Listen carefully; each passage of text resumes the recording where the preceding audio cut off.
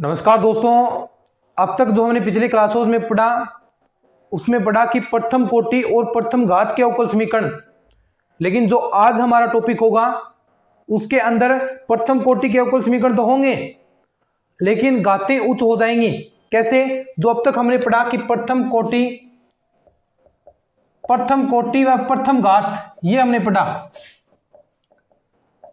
इसमें क्या था दोस्तों? इस रूप में dy/dx प्लस xy बराबर एक्स स्क्वायर, इस रूप में समीकरणें थी जिसे हमने विभिन्न मेथड से डायरेक्ट हमने चरों का पृथक्करण किया। चरों का पृथक्करण, समघात बन रही थी तो हमने समघात भी किया। इंपॉर्टेंट चीजें हैं, सुनते जाइए, टॉपिक में ला रहा हूं आपको मैं।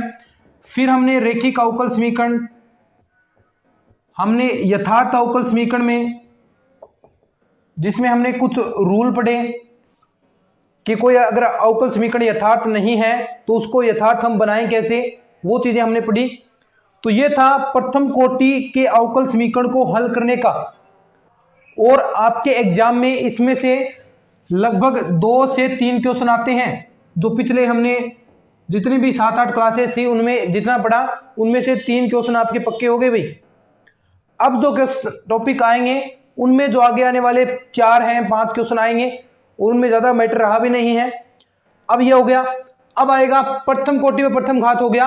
अब जो टॉपिक होगा प्रथम कोटि यानी dy/dx तो होगा ही होगा, लेकिन जो घातें हैं वो उच्च घातें हो जाएंगी। जैसे यहां पर dy इस रूप में समीकरण मिलेगी, dy/dx की क्यूब प्लस x dy/dx की होल स्क्वायर और प्लस dy/dx प्लस y बराबर 0। ऐसी इक्वेशन आपको मिलेगी। उच्च घातें यानी जो ये घातें हैं वो उच्च लिखेंगे, लेकिन जो अब तक हमने पढ़ा उसमें क्या थी? केवल मात्र प्रथम घात थी, ऐसी dy/dx, उसके ऊपर पावरें नहीं थी। अब इस इक्वेशन को सोल्व करना इस चीजों से तो नहीं होगी, चीजें यही लगेंगी, लेकिन इन चीजों में हमें कन्वर्ट करना पड़ेगा। इनमें डायरेक्ट आप करेंगे तो आपसे डायरेक्ट नहीं होगा, लेकिन इसमें भी बहुत सारे हल आते हैं, वो भी पढ़ेंगे हम p के रूप में। अब dy/dx को हम यहां पर p लिखेंगे, dy/dx बराबर p, तो ये किस रूप में आपका इक्वेशन बन जाएगा?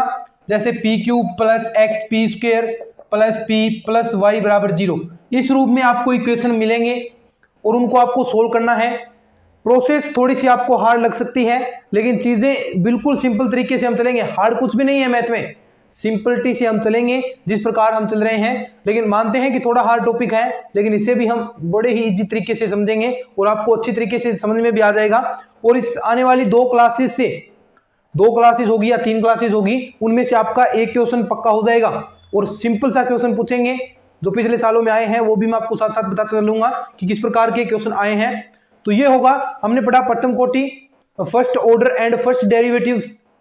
अब हम पढ़ेंगे first order and higher power, जो पहली प्रथम घात है और प्रथम जो कोटि है और उच्चतम घात के अवकल समीकरण टॉपिक है हमारा। यही चीजें आएंगी। अब चलिए अब इस पर हम चर्चाएं करते हैं। अब जो नेक्स्ट चैप्टर है आपका ये डिफरेंशियल इक्वेशन ऑफ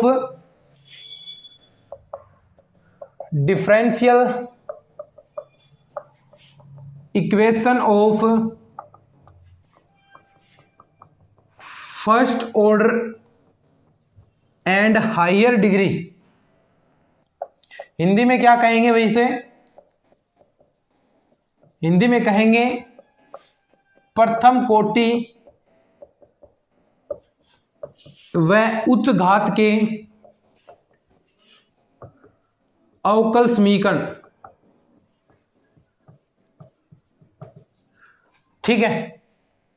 और जो भी हम पढ़ते हैं लेक्चर्स के अंदर उनके नोट्स आपको एक लिंक मिलता है, टेलीग्राम चैनल पर आपको जाना है। जो भी हर वीडियो के अंदर, हर वीडियो के डिस्क्रिप्शन के अंदर आपको टेलीग्राम का लिंक मिलेगा। वहां से जो भी हम डेली पढ़ते हैं, जितना मैटर हमने पढ़ा है उसके प्रॉपर नोट्स कैसे, जो उनमें से क्वेश्चन उठेंगे, डायरेक्टली क्वेश्चन उठेंगे, क्योंकि मैं जो नोट्स क्रिएट करता हूं वो आपकी जो ओरिजिनल बुकें हैं, बीएससी की नवकार पब्लिकेशन हुई, गोखरू हुई, ये जो बुकें हैं आपके बीएससी के अंदर लगती थी, क्वेश्चन तो उन्हीं में से आएंगे, कोई गाइड वगैरह में से क्वेश्चन नहीं आते, उनसे नोट्स क्रिएट किए हैं भाई। और बिल्कुल निःशुल्क आपके लिए सब कुछ चीजें, हर प्रकार की चीजें आपके लिए फ्री ऑफ कॉस्ट है। पूरा कोर्स हम फ्री करेंगे, सभी प्रकार के नोट्स आपको फ्री मिलेंगे। तो जो टेलीग्राम चैनल का लिंक दे रखा है उस पर जाकर आप डाउनलोड कर लीजिएगा, नोट से आपको लिंक मिलेगा। अगर उस लिंक से आपको डाउनलोड करना नहीं आता है तो टेलीग्राम पर मैंने जो वीडियो बनाया है उस पर एक स्पेशल वीडियो बना रखा है टेलीग्राम चैनल पर और पिन कर रखा है। उस वीडियो को देखकर आप सीख लीजिए किस प्रकार डाउनलोड करना है। एक बार प्रोसेस सीखेंगे तो आपको सारी प्रोसेस समझ में आ जाएगी और फिर आपको डेली वही प्रोसेस करनी है। जो भी नोट्स डालें रोजाना आपको डाउनलोड करने हैं। लगभग स्टूडेंट्स आ रहे हैं तो आप भी उसमें जुड़ जाइए। चलिए, टॉपिक है differential equation of first order and higher degree, प्रथम कोटि व उच्च घात के अवकल समीकरण। अब सबसे पहले इसका रिप्रेजेंटेशन कैसा होगा।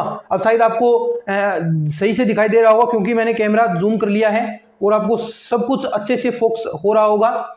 चलिए, जो सबसे पहले इसका मानक रूप क्या होगा, किस रूप में आपको मिलेगी वो भी मैंने आपसे डिस्कस कर लिया कि उच्चतम घातें, यानी सबसे पहले इक्वेशन p की पावर n, p बराबर क्या है dy/dx, ठीक है। उसके बाद एक एक पावर घटती जाएगी क्रम वाइज, यानी p1 यहां पर xy के चर बढ़ते जाएंगे, xy का फंक्शन बढ़ता जाएगा p1 और ये हो जाएगा आपका pn-1, फिर प्लस p2 pn-2 और प्लस डॉट प्लस ऐसे ही p, ये घटता जाएगा आगे p की पावर 0 बच जाएगा और ये लास्ट में p2 है तो p3 p4 p5 और p अंत तक आपका चला जाएगा और बराबर 0।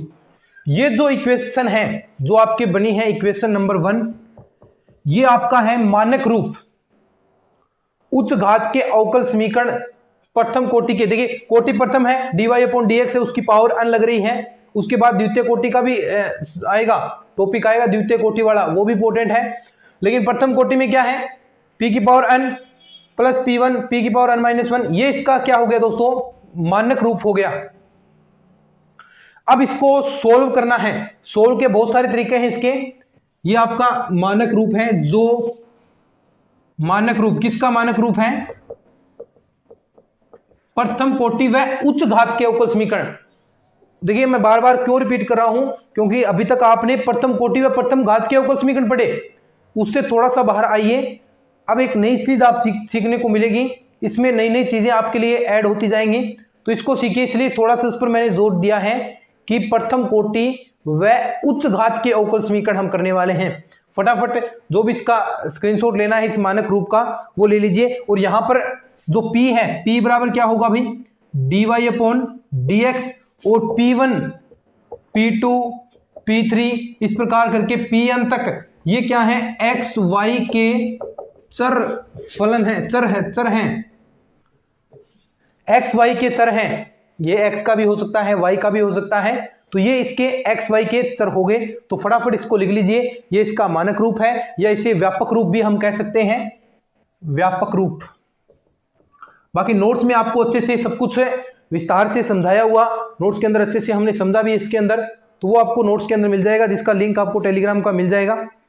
अब देखिए, अब ये जो आपको व्यापक रूप दिया है इसको हल करना है। हल करना थोड़ा सा कठिन है, 4-5 मेथड्स हैं, उन मेथड्स का प्रयोग करके आपको अवकल समीकरण का सॉल्यूशन करना है। तो वो कौन कौन से मेथड हम पढ़ने वाले हैं वो आपको मैं डिस्कस करता हूं पहले, कि जो ये अवकल समीकरण है, जो मानक रूप आपने पढ़ा है, जो ये मानक रूप आपने अभी पढ़ा है कि p की पावर n, क्या साथ साथ में रिपीट कीजिए, p1 p की power n-1 plus p2 p की power n-2 plus dot plus pn बराबर 0। जो ये मानक रूप है इसको हल करने के बहुत सारी विधियां हैं, उसमें सबसे पहले हम पढ़ेंगे p के रूप में। नंबर 1 हल है p के हल, p का हल, p के साधनीय मान या हल होने योग्य समीकरण, साधनीय मान या p के हल होने योग्य समीकरण, p के हल होने योग्य समीकरण यानी क्या है, जो ये p दे रखा है आपको, p आपको मिलेगी 2 पावर, अगर 2 पावरें मिलती हैं तो आप द्विघात समीकरण p के रूप में कन्वर्ट हो जाएगा, उससे आप सॉल्यूशन कर सकते हैं। कैसे करना है वो भी हम विस्तार से पढ़ेंगे। और यहां पर देखिए P1 P2 क्या है, एक्स वाई के फलन है, उस रूप में भी हम करेंगे। यानी दूसरा y के हल होने योग्य समीकरण, ये भी हम पढ़ेंगे। नंबर 3 पर x के हल होने योग्य समीकरण, होने योग्य समीकरण, ठीक है भाई। और नंबर 4 आपकी आएगी लांगराज प्रमेय, इंपॉर्टेंट है भाई ये, लांगराज प्रमेय। और नंबर 5 पर क्लोरेट समीकरण, क्लोरेट समीकरण ये हैं जो आपके प्रथम कोटि व उच्च घात के जो अवकल समीकरण हैं उनको हल करने के तरीके, 5 प्रकार के तरीके हैं। 500 हम पढ़ेंगे, लगभग 2 क्लासेस होंगी या 3 क्लासेस होंगी, जितनी भी होती हैं उसमें हम ये सभी पढ़ लेंगे। और इसके क्वेश्चन भी जो आए हैं पिछले सालों में वो भी हम करेंगे। तो एक बार इसको लिखिए और फिर हम पढ़ते हैं पी के साधनीय मान कैसे आपको निकालने हैं, क्वेश्चन भी करेंगे आज के इस लेक्चर के अंदर। फटाफट लिखो, ये ज्यादा जो आपको क्वेश्चन करवाऊंगा उससे ही ये चीजें आपको समझ में आएंगी।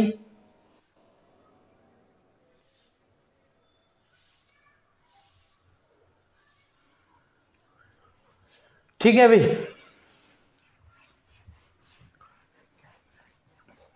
पी के साधनीय मान या पी के हल होने योग्य समीकरण, इसमें क्या होगा कि आपको जो समीकरण दिया है इस रूप में समीकरण मिलेगा। कैसे कि p की पावर n प्लस p, साथ साथ में बोलते चले भाई, Pn-1 plus P2 Pn-2 plus dot dot plus Pn बराबर 0, समीकरण नंबर 1। इस रूप में आपको समीकरण मिलेगा जिसमें आपको निकालने हैं p के साधनीय मान या p के हल होने योग्य समीकरण। सबसे पहले आप क्या करेंगे, इसमें आपको जो भी मिले मैक्सिमम 3 पावर तक मिलेंगे, यानी dy/dx की पावर क्यूब तक ही आपको मिलेंगे। तो इसमें आप क्या करेंगे, सबसे पहले आप इसके गुणनखंड जो आप निकालते हैं द्विघात समीकरण से निकालते हैं, द्विघात समीकरण 2 पावरें हैं तो द्विघात समीकरण के रूप में कन्वर्ट हो जाएगा p में। अगर 3 है तो उसके गुणनखंड निकालिए, तो वो जो गुणनखंड निकालेंगे वो यही तो निकालेंगे, यानी यहां पर p निकलेगा। फिर माइनस का f1, क्या है ये f1, एक्स वाई का फलन, एक्स वाई का फलन तो होगा, एक गुणनखंड बन गया। अब दूसरा ऐसे ही p minus f2 X Y, ऐसे कितने गुणनखंड बनेंगे भाई, अंत तक जाएंगे, p minus fn X Y. अब ऐसे गुणनखंड बनेंगे ये, जब आप इनको समीकरण को सोल्व करेंगे, जो भी आपको दे द्विघात समीकरण के रूप में कन्वर्ट हो रहा है तो द्विघात समीकरण के रूप में कन्वर्ट कीजिए। यदि पावर 3 है तो 3 वाले से सोल्व कीजिए, 3 वाला थोड़ा सा हार्ड होता है, उनमें से कॉमन आपको निकालना पड़ता है, वो भी हम करेंगे। तो 2 है तो आप डायरेक्ट 2 आपके गुणनखंड बन जाएंगे। अब उन गुणनखंडों के साथ क्या करना है आपको, अब ये आपने गुणनखंड करे, उसके बाद आपको इनको हल करना है गुणनखंड को, यहां से dy/dx, देखिए p बराबर क्या है, dy/dx f1 एक्स वाई, ऐसा ही तो है सभी के साथ। ये p को आप ऐसा लिखें, ऐसा लिखें, आगे आगे चलता जाएगा। अब ये dy/dx है, अब ये dy/dx कैसे हटेगा, आप समाकलन करेंगे और समाकलन करते ही ये समीकरण y और x के रूप में आएगी। यानी जो फंक्शन आपका बनेगा, जो आपका फंक्शन बनेगा वो किस रूप में बनेगा, x और y का, यानी जो f1 आपका बना है वो x y, और साथ में देखिए समाकलन करेंगे तो कांस्टेंट भी तो आएगा, कांस्टेंट मान लीजिए यहां पर c1 आ गया बराबर 0, सभी को 0 के बराबर रखना है। ऐसे ही f2 बना x y c2 बराबर 0, ऐसे ही f3 बने, fn बनेगा x y cn बराबर 0, ये ऐसे बने आपके। अब मुझे बताएं आप, जो आपका ये बने हैं f1 f2, यहां पर जो कांस्टेंट है, अचर है, वो स्वेच्छ है, खुद इच्छा से लिए हैं, तो ये सभी बराबर होंगे, तो यानी सबको हम बराबर में भी ले सकते हैं, यानी f1 x minus Y C बराबर 0, ऐसे ही f2 x minus Y C बराबर 0। अब ये ऐसे आपके बने हैं fn, देखिए क्वेश्चन से आपको अच्छे से समझ में आएगा, ये क्वेश्चन करेंगे तो अच्छे से समझ में आएगा, अभी कराऊंगा ना। अब ये 3 आपके मान लीजिए 3 क्या अंत तक गुणनखंड बने हैं। अब जो रिजल्ट आ गया, यानी y और x में आपकी समीकरण बन गई।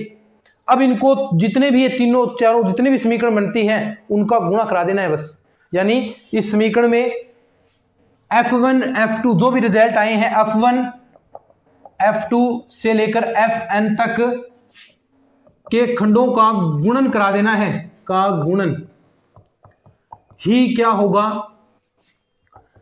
P के रूप में अगर समीकरण है तो उसका हल होगा। बस ऐसा करना है, कुछ नहीं करना, सिंपल सा काम है। सबसे पहले आपको गुणनखंड निकालने हैं। अगर वो 2 के रूप में है यानी द्विघात रूप में है, dy/dx की पावर 2 है, तो आप डायरेक्ट सीधी धराचार्य समीकरण जो सूत्र होता है उसे आप कर देंगे। लेकिन यदि वह सीधी धराचार्य सूत्र से न हो यानी पावर 3 हो तो भी आपको उसी गुणनखंड निकालने हैं। गुणनखंड निकालने के बाद dy/dx के रूप में आएंगे, फिर आपको उसका समीकरण का हल कर लेना है। हल करेंगे तो आपके पास जो समीकरण बनेगी y और x के रूप में, y और x के रूप में जो समीकरण बनेगा उससे जितने भी समीकरण बनते हैं 3 बनेंगे, 3 है तो 3 बनेंगे, पावर है 2 पावर है तो 2 बनेंगी, दोनों को गुणन करा देना है और वही आपका रिजल्ट हो जाएगा। कैसे, अभी क्वेश्चन करते हैं, फटाफट आप इसको लिखिए भाई, क्या फटाफट लिखिए इसको, फिर क्वेश्चन करते हैं। बहुत सारे क्वेश्चन, सिंपल क्वेश्चन आते हैं, ज्यादा हार्ड भी नहीं आते, बस थोड़ा सा दिमाग लगाना है। बस मैंने क्या कहा था आपको, ये शुरुआत की थी तभी मैंने आपसे कहा था कि आप इसमें समाकलन सीख जाओगे और लगातार आप सीख रहे हैं, आज भी सीखोगे, आगे आने वाले 5 क्लासेस होंगी, 6 क्लासेस होंगी, उनमें भी आप सीखोगे। तो समाकलन तो आप, जब तक ये टॉपिक हमारा अवकल समीकरण कंप्लीट होगा तो समाकलन तो आप फ्री फोकट के सीख जाओगे, और जब हम क्लासेस डालेंगे समाकलन अवकलन की तो आपको आगे से आप बताओगे, यानी आपका रिपीट ही तो करना है, चीजें तो आपको आती हैं सब, रिपीट साथ साथ में समाकलन के सूत्र आपके लिए रिपीट हो ही रहे हैं, कुछ रहेंगे, वो समाकलन का टॉपिक आएगा तब कर लेंगे। और क्यों समाकलन पर जोर दे रहा हूं, क्योंकि समाकलन वाला जो टॉपिक है उसमें से लगभग 9 से 10 क्वेश्चन आते हैं भाई, इतने ही अवकलन वाले से आते हैं, चाहे वो एक दिष्ट वर्धमान हो, लिमिट वाले हो, ऐसे करके अवकलन से डिपेंडेबल है वो चीजें। और समाकलन में आपको क्षेत्र निकालना हो, समाकलन स्वयं समाकलन 4-5 क्वेश्चन आते हैं जिसमें आपको देगा e की power x upon 1 plus e की पावर x का समाकलन करो, आपसे पूछ ले sin x 1 plus x square, इस प्रकार से जो भी फॉर्म बनते हैं उस रूप में आपको समाकलन करने हैं, तो वो समाकलन आपसे पूछेगा। चलिए क्वेश्चन करते हैं। फिर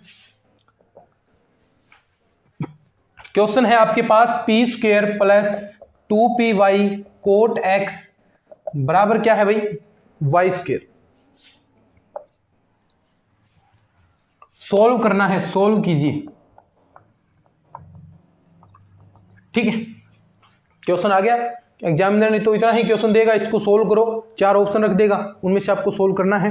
तो देखिए, सबसे पहले अभी जो मैंने आपको फॉर्मेट समझाया है, सबसे पहले समीकरण देखना है किस रूप में है, तो क्या p के रूप में सोल्व हो सकती है, p के रूप में सोल्व हो सकती है, क्योंकि ये इक्वेशन आप देख रहे होंगे, ये p के रूप में द्विघात समीकरण है। सबसे पहले p स्क्वायर, फिर p वाला, फिर उसके बाद p0 वाला, यानी p0 वैल्यू 1 होगी, तो वो आपको द्विघात समीकरण के रूप में कन्वर्ट हो रही है ये, यानी क्या लिखेंगे समीकरण, p square plus 2py cot x minus y square बराबर 0, समीकरण नंबर 1। क्या लिखोगे, देखिए ऐसे आपको एग्जाम में नहीं लिखना, मैं तो आपको समझा रहा हूं जो द्विघात समीकरण है, आपको तो यहां पर पता ही चल गया कि ये द्विघात समीकरण है, ऐसे लिखोगे तो क्वेश्चन भी नहीं होगे।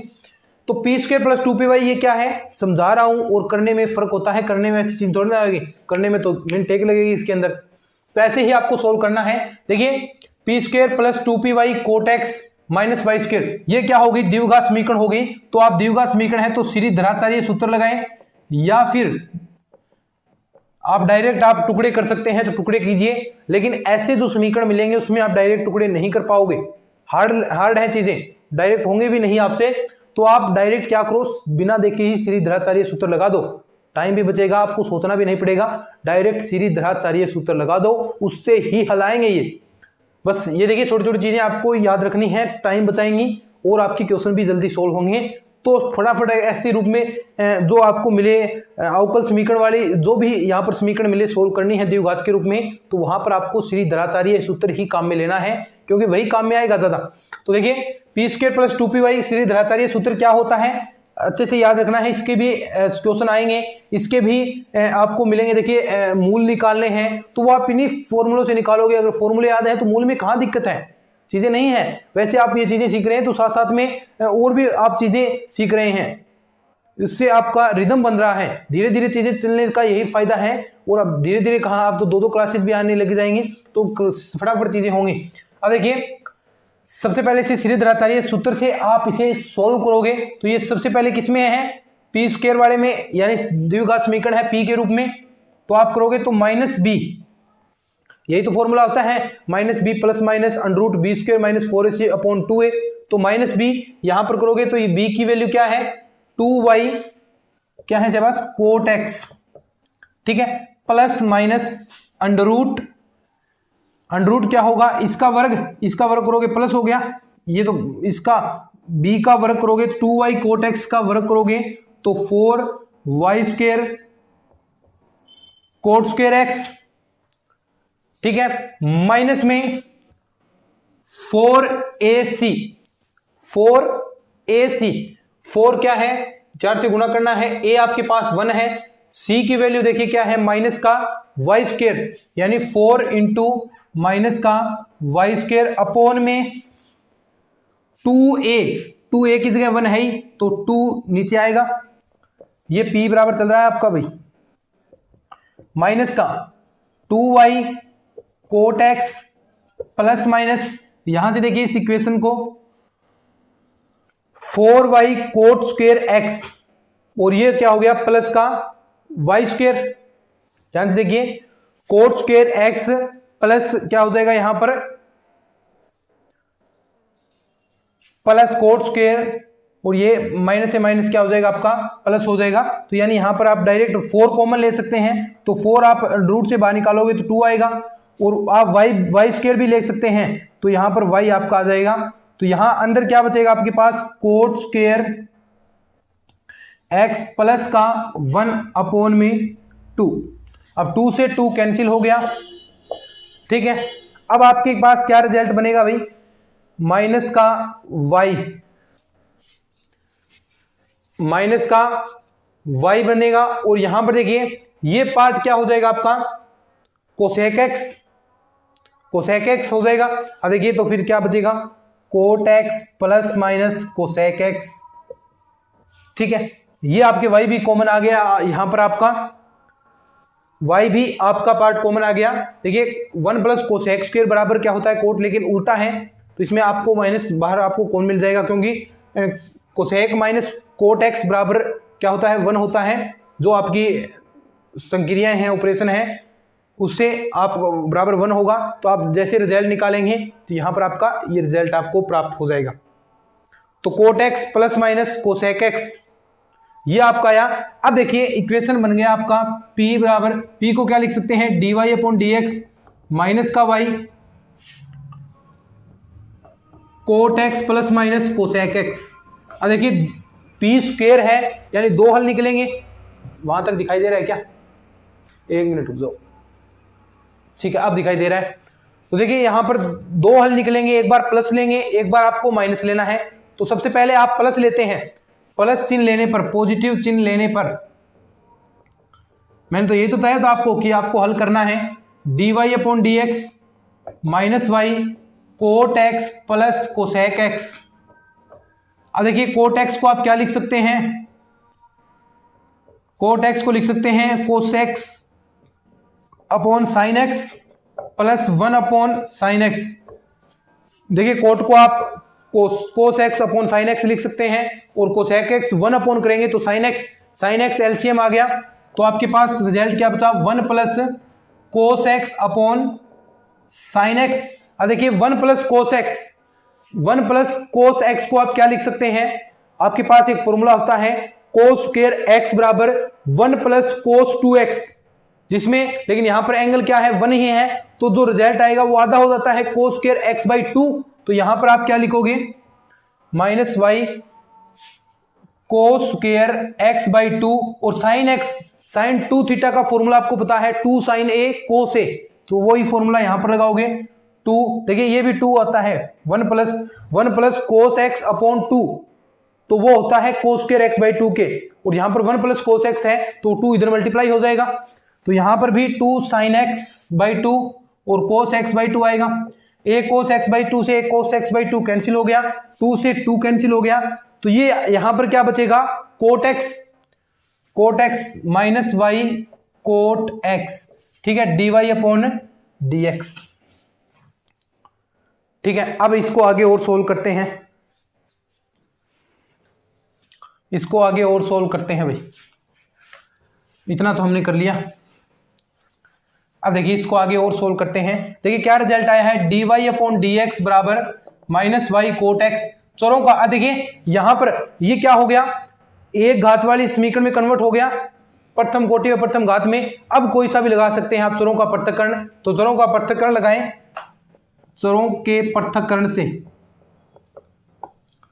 करेंगे तो क्या आएगा, dy अपॉन वाई माइनस का कोट एक्स और यहां पर माइनस का आ गया और dx, दोनों का समाकलन कर दो, समाकलन करोगे तो ये क्या हो गया log y माइनस का कोट एक्स का क्या होता है log sin x और कांस्टेंट आएगा उसे भी आप log के रूप में ले लीजिए log c। अब देखिए ये पावर है माइनस के ऊपर हो जाएगा, यानी माइनस का log sin x है तो इस यहां पर -1 पावर हो गई और प्लस का log c। ठीक है,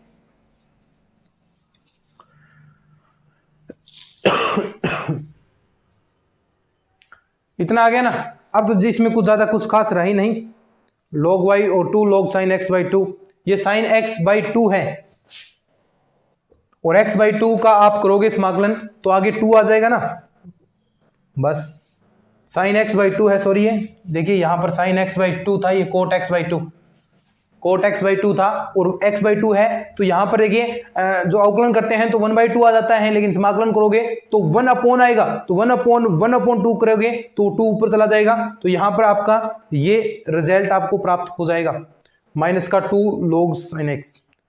और इसे आप सोल्व करोगे तो देखिए ये साइन नीचे जाएगा, कोस के रूप में हो गया और कोस स्क्वायर log से log सभी कैंसिल हो जाएंगे, तो y बराबर आपका जो कांस्टेंट ये देखिए प्लस वाले मल्टीप्लाई, देखिए log m plus log n की प्रॉपर्टी क्या होती है log mn, तो log mn की प्रॉपर्टी यहां पर आप लगाओगे, देखिए ये करेंगे तो आपके पास क्या होगा log 1 upon cosec square x by 2, क्योंकि 2 ऊपर भी जाएगा -2 पावर हो गई और ये log c, log m plus log n होता है तो log c दोनों मल्टीप्लाई होंगे तो ये c आपके साथ यहां मल्टीप्लाई हो जाएगा और ये log y था, log y से log y कैंसिल, तो y नीचे तक दिखाई दे रहा है क्या, y c cosec square x by 2, एक आपके पास ये समीकरण आ गई, ये तो आ गई प्लस वाले को हल करने के लिए। अब चिन्ह लेकर चलेंगे हम नेगेटिव चिन्ह, तो यहां पर आपको रिजल्ट क्या मिला है y बराबर c cosec square x by 2।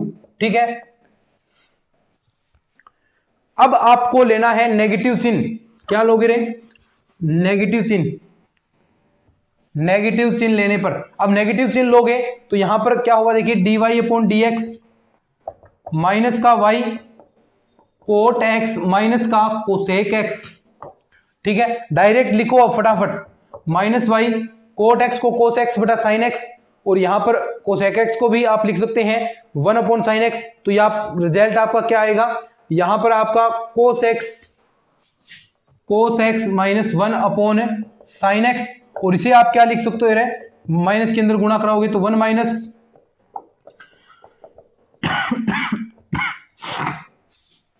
क्या यही तो लिख सकते हैं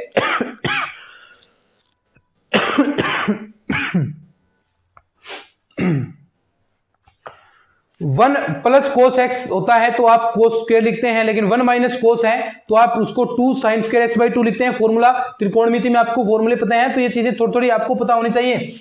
तो आप यहां पर क्या लिखोगे 2 साइन स्क्वायर एक्स बाई 2 और नीचे भी साइन एक्स है तो इसको आप क्या लिखोगे 2 साइन एक्स बाई 2 और कोस एक्स बाई 2, तो यहां पर लिखोगे 2 sine square X by 2 upon में 2 sine x cos x by 2। ठीक है, तो एक साइन एक्स बाई 2 से साइन एक्स बाई 2 कैंसिल हो गया, 2 से 2, तो यहां पर dy अपॉन dx आपका क्या बच गया रे, ये बच गया y into ten x by 2, y into ten x by 2 और टेन का आपको समाकलन पता ही है क्या होता है, वही आपको करना है। अब देखिए एक रिजल्ट ये आ गया था आपका, यहां पर वो डायरेक्ट मैं रिजल्ट लिख देता हूं,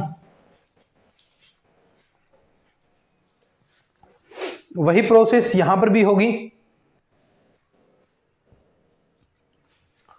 सेम टू सेम वही चीजें होगी यहां पर जो वहां पर हुई थी। ये रहा dy/dx y tan x/2 और यहां पर आप करोगे समाकलन तो dy/dx dy/y और tan x/2 dx। अब इसके समाकलन कर लीजिए, समाकलन करेंगे तो log cos x, तो वापिस वो वही आपका जो रिजल्ट है जो आपने प्रोसेस यहां पर की थी वैसा का वैसा यहां पर sec स्क्वायर आ जाएगा जो आपने रिजल्ट किया था। तो क्या आ जाएगा y बराबर पूरा सोल्व कर लीजिए इसे sec स्क्वायर x/2 y बराबर c sec स्क्वायर x/2 समीकरण नंबर 2 समीकरण नंबर 1। अब इनमें देखिए y माइनस c को sec स्क्वायर x/2 कीजिए बराबर 0 और यहां पर क्या था y minus c sec square x/2 बराबर 0। जो ये दोनों इक्वेशन आई हैं इन दोनों का आप गुणा करा दीजिए y माइनस c को sec स्क्वायर x/2 और y minus c sec square x/2, ये आपका टोटल रिजल्ट आ गया। बस ऐसे आपको सोल्व करने हैं। एक क्वेश्चन छोटा सा और करवा देता हूं आपको मैं ताकि आपको पूरा ये समझ में आ जाए अच्छे से। लिख लीजिए, कुछ नहीं है, सिंपल सा है, द्विघात है तो यहां पर आप डायरेक्ट सोल्व कर लीजिए उनको। समाकलन अवकलन वाली चीजें हैं तो थोड़ी वो चीजें अगर आपको आती हैं तो आप कर लेंगे।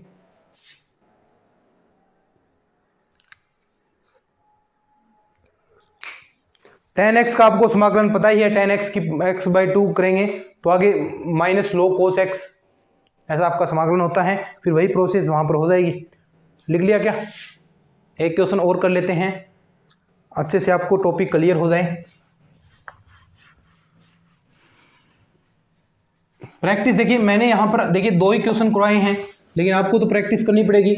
जो ग्रेजुएशन वाली बुक है आपके बीएससी में उसमें बहुत सारे क्वेश्चन हैं और उनमें से ही हूबहू क्वेश्चन आते हैं तो वो क्वेश्चन निकालिए ज़्यादा से ज़्यादा। आपको गाइड वगैरह नए लाएं चाहें, वो बुक हैं आपके पास, सारी बुकें हैं तो गाइड लाने की जरूरत नहीं है। और बाकी मैं जब भी ये टॉपिक कंप्लीट होता है तो 10-12 क्वेश्चन और भी करवाता हूं तो कुछ रहता भी नहीं है आपकी बुक में से, सब कुछ आ जाता है। और साथ साथ में टॉपिक समझाता हूं तो उसके साथ भी 2-3 क्वेश्चन करवाता हूं तो 2-3 क्वेश्चन ऐसे 5-7 क्वेश्चन तो बनते हैं और वे सारे करवाई देता हूं आपको मैं।